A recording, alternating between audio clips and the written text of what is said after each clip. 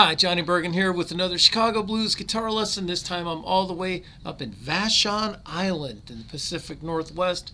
I love it up here. I'm borrowing my buddy's Rickenbacker guitar, which, I played a Rickenbacker for years and years, and I really like this guitar, and it really sounds good on Earl Hooker. And I wanted to do Earl Hooker's Universal Rock. Now, I've had two big themes in all my lessons for all this time.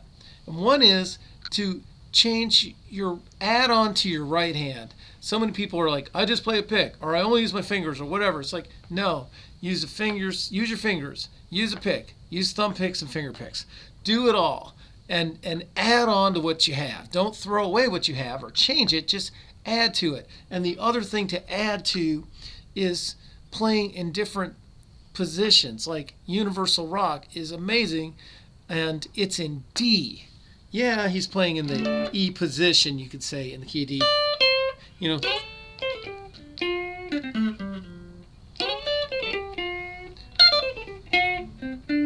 That kind of thing. But he's mostly, or often, in D. Now, a long time ago, I did a lesson about the sort of position of D, and I didn't do that great a job at the lesson. It was just too much to put in one lesson. But hopefully I've gotten a little bit better over the last couple of years by doing these every single Monday. So there's a few different versions of Universal Rock, but I like this one here that I don't even have it in front of me as to like when it came out and all that. You can find it on Simply the Best because it's got more of a, you could do it like you could do it like this, like the way Jimmy Dawkin says Cotton Country, or you can do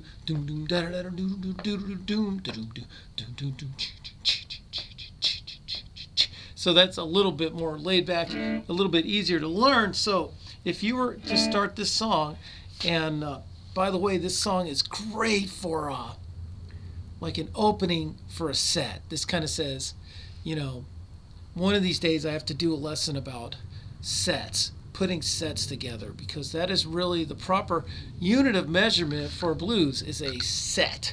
And you want to have a beautiful set with highs, lows, contrasts.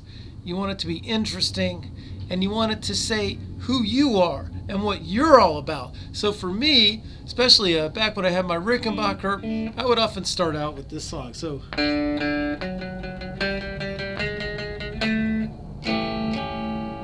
yeah, or you could play an A seventh like that. And there's a lot of real fast picking in this song, so you have to really relax your hand. You might even want to practice like.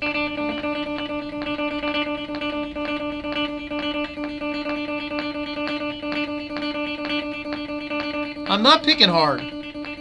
I'm not biting into the string hard. I'm just sort of skipping over the string. It's almost like a rock skipping on a lake. Ding, ding, ding, ding. Yeah.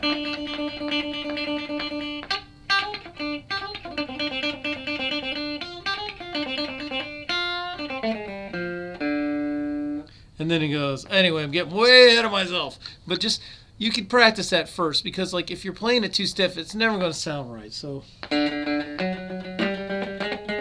here's your choice. This is A seventh number 1, 7th fret, 6th fret, 8th fret, or A seventh number 2. You could even do it that way.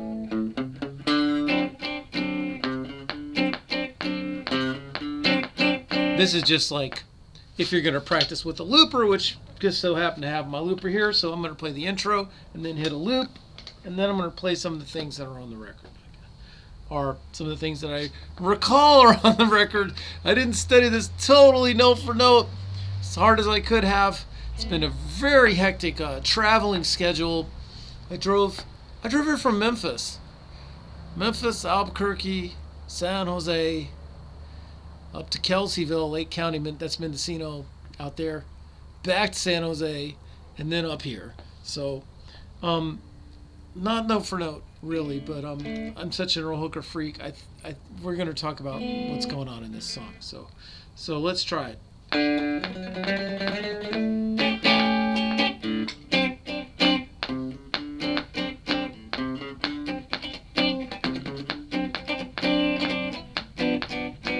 G7th.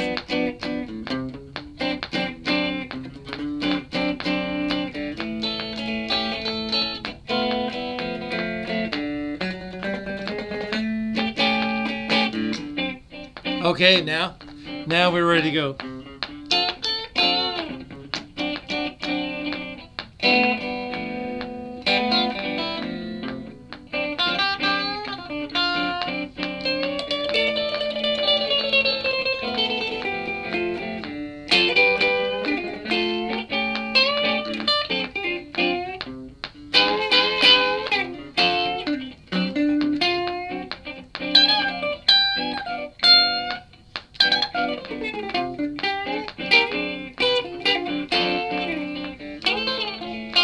Yeah.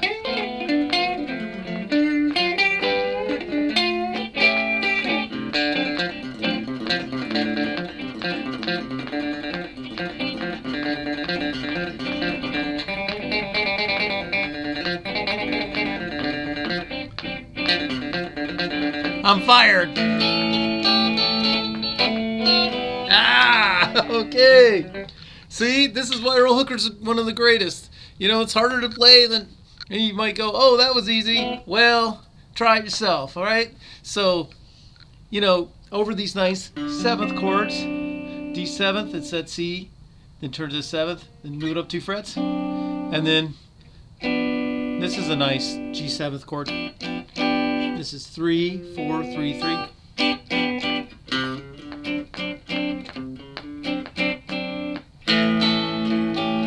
This is real, the long A and the A7th and the A is real important for your D7th flavor. You could do a G like that, or you could do the great thing that I talked about this in the lesson I did a few years back, but anyway. This is so pretty, so pretty. And he uses it in blue guitar, he uses it all over the place. Scrapper Blackwell uses it. Yeah.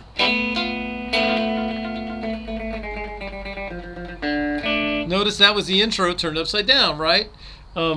Anyway, this is 2nd, open, and 1st. It's over a G chord. What is it? I guess it's a. You've got the root, which you don't have to play that. You just have to think it. This is the 9th here, and this is the 3rd, and this is the 7th. And it resolves so prettily to the D, doesn't it, huh? So let's try it again, man.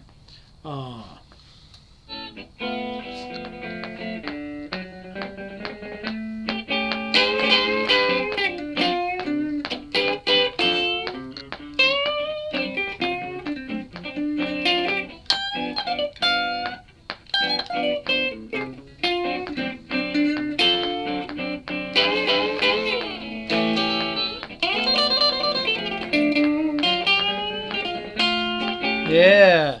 So he likes, you know, picking. Notice he goes high on the 4, so it's like. Thought that froze for a minute.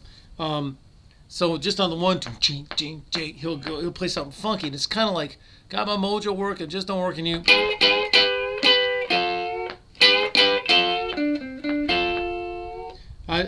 You could use 1 finger or 2 fingers into 12, 12.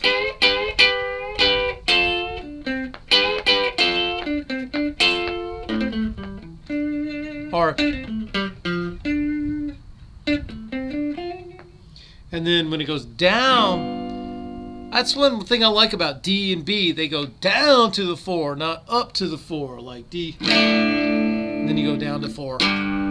It feels good to go down to the 4. Or in B, if you go, it goes down to the 4 there, and it has that same crunch to it. So when it goes down to the 4, you go. You could try that real light picking, get close to it.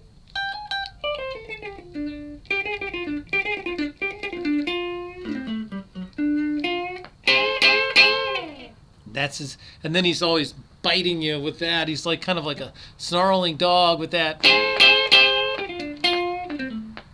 And then he backs off and picks real clean.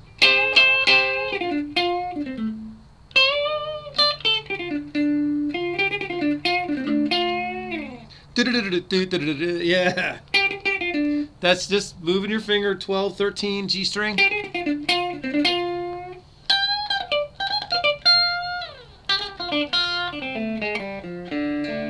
Now there's the ultimate lick of all time. This is the one I wiped out on when I did my loop.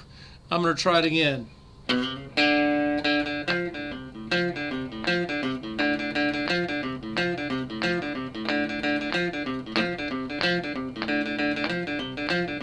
I've been playing it wrong all this time.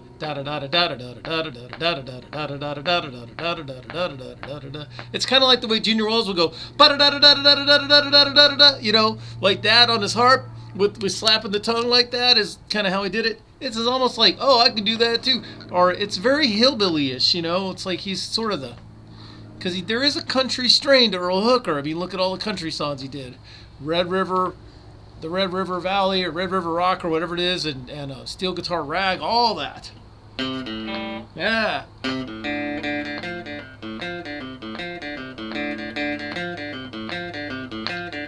This is all open, D string, 3rd fret, and 3rd fret on the A string too. I think that's real.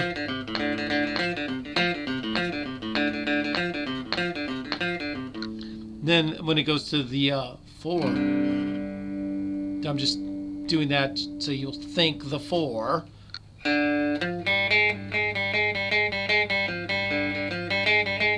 He's playing this open G string on the 1st fret. It's just amazing.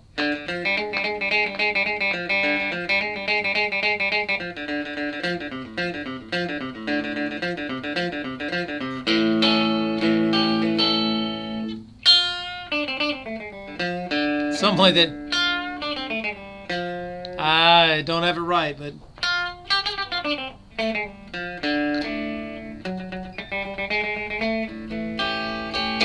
it's hard to play when you slow it down. Let me see how I can pull this off. So.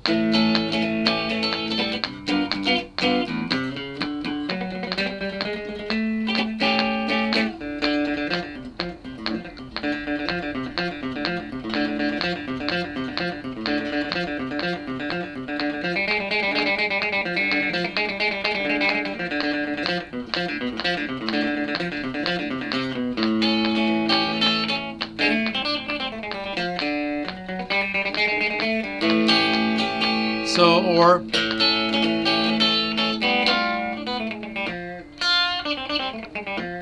yeah, I finally got it right.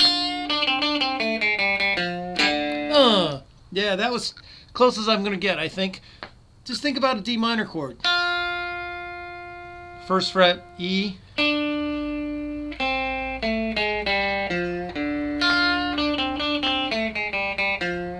You have to hit some double notes or you'll never end on this note on the 1, which is like the only real rule to me is you got to do that. And then other than that, he has little themes. I mean, I would learn this song the same way I talk about learning all the other songs. I would name each theme, whatever you want to call it. Got my mojo working.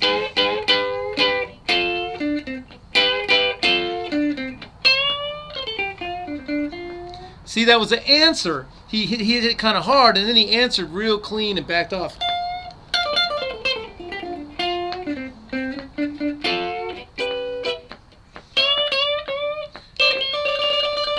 And then once you get it down real good, then you can get your wah-wah and really have fun. And then what about this one?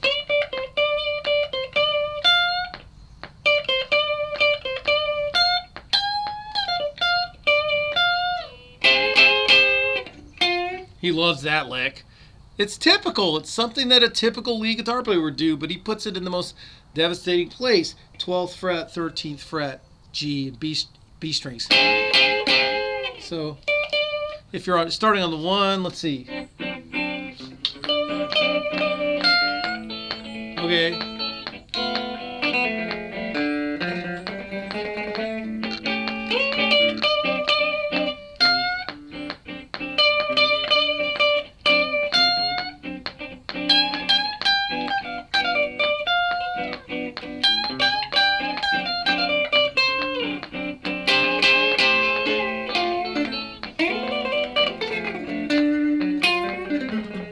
Yeah. So he keeps repeating that da da da da da da da da da da. He keeps repeating that idea.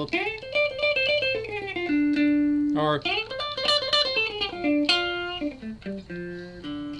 he has ways of playing it all over, and it all sounds a little different. He's always changing his position and his attack. And then don't forget about this. This is the real Memphis thing here.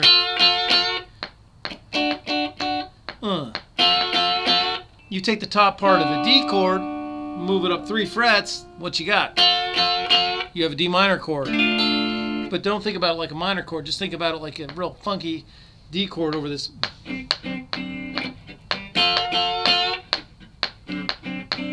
I should have done this at the beginning of the lesson.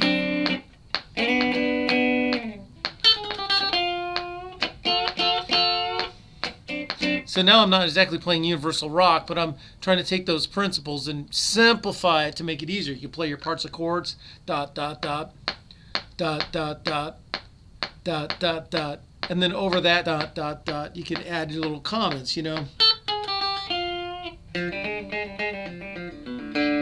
So here's something else I should have said at the beginning of the lesson, and then I'm going to let you go. Now your notes in the position of D, it's like pretty much.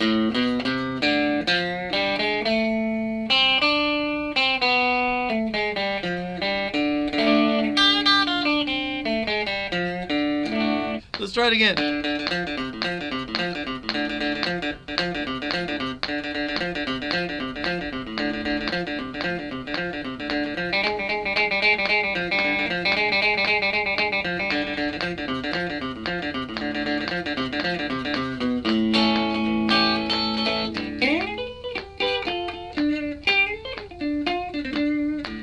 Last one.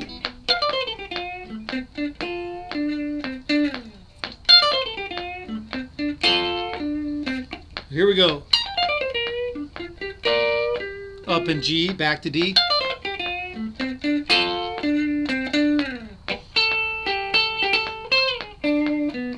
Oh! Oh! So that's easy. I do the same thing in a song I do all the time, Cold Chills, but that's in B. But anyway, in this song it's like, yeah. Same thing in G, so that's what? 18th fret. Back. And then notice that's right out of your A. You know, it was fluent. I mean, he's always coming at you from some different way, but it's always interesting. So this is 10th fret and 12th fret. You can tell when someone's uncannily fluent. I mean, other great guitarists are too, like Robin Ford or whatever, lots of people.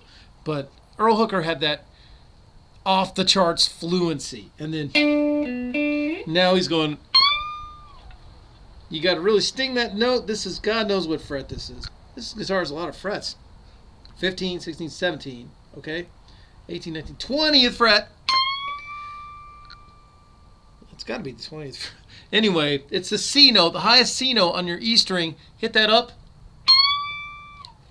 And that's like the final, like, he's been hitting you zingers the whole time. And it's the last word, zinger, the last zinger. And then. So that's universal rock, mostly from memory, as best as I could. I hope you enjoyed that. We're going to talk next time. Let me know what you think about, should I do something about, like, putting a good set together? I'd love to hear your feedback on that.